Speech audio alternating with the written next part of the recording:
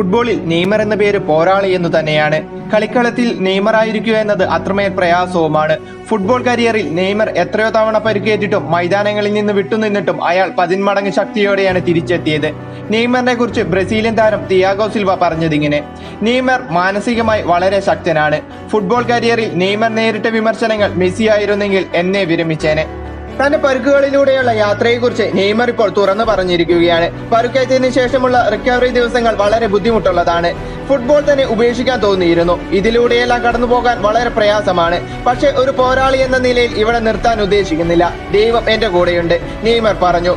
ഫുട്ബോളിന്റെ സൗന്ദര്യം തന്റെ കാലുകളിൽ നിറയ്ക്കുമ്പോൾ നെയ്മറിന് വെല്ലുവിളിയായത് പരുക്കുകളായിരുന്നു. പരുക്കിനെ തുടർന്ന് നെയ്മർ എത്രയോ തവണ ഫുട്ബോളിൽ നിന്ന് വിട്ടുനിൽക്കേണ്ടി വന്നിരുന്നു.